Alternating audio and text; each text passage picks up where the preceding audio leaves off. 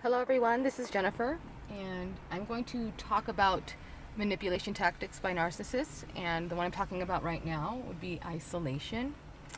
And isolation is huge because usually victims of narc abuse end up being completely isolated. Like, it's kind of like you wake up from a dream and you realize that everyone else that you've known has moved on, or you realize that you have nobody around you, no friends, no close family, that you've been isolated for probably a long period of time. And this is what narcs like to do, so they can basically, you're all theirs, so they can manipulate your mind and put ideas in your head and gaslight you. And there's nobody around to tell you that that's not right. You shouldn't, that you don't deserve that. So isolation is huge, and it starts off slow and until you have no one, really. And I think anyone that experienced narcissistic abuse can relate to that. But it starts off with these things, and this is all manipulation. Don't ever think it's not. By comments or just little things that throw you off guard, like if you're on the phone, they might give you looks, like, or ask questions, or be overly suspicious, or I mean, and it's probably just calls to friends or family, and it really doesn't matter if it wasn't. But what'll happen is that they'll be like, if I'm on the phone, my narc would always be like, "Who is that? Oh, you were talking about," and like just ask a million questions about it.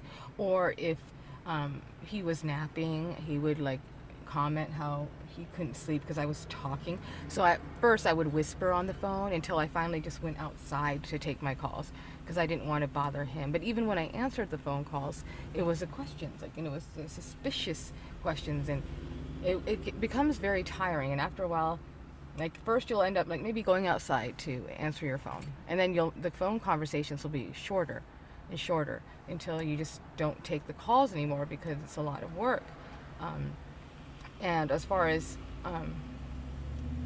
like, you have to realize that when narcs do this, they usually do it by infringing on your time, on your space, your property. For instance, my ex-narc, he was living in my house and paying no rent, but he got me eventually, like I said, to first it was just making the conversations shorter with the looks and the comments, and it was just very first annoying, but then it became very uncomfortable, so I didn't want to deal with it.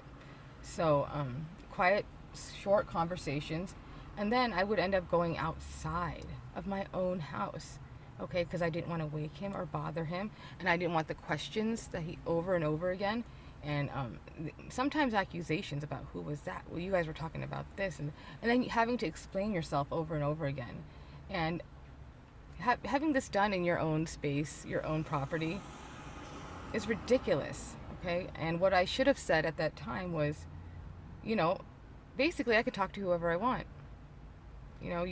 Like, I'm accommodating you. You're living here for free. I'm not going to go outside in the snow to take phone calls.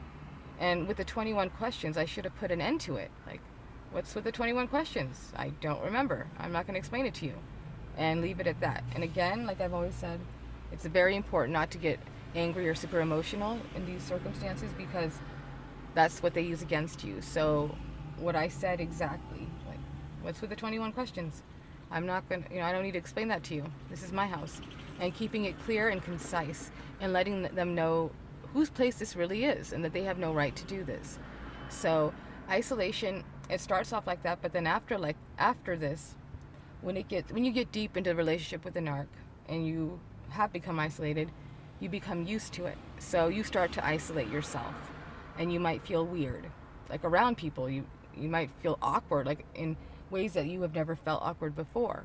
And this is something to look out for, because like me, I used to be extroverted and fun and laugh, and I used to make friends with everybody. And then I became, kind of by choice over time, just a recluse, and I didn't want to talk to anybody. I grew anxious and just not me at all. So I had to force myself after this horrible relationship to like talk to people again and try to be normal, because I thought it would just come back to me like naturally, but it doesn't. You have to work your way up to it, because unfortunately you become used to living this way, and unless you've been that way your whole life, then it's important that you change that and get back to your true self and the authentic self.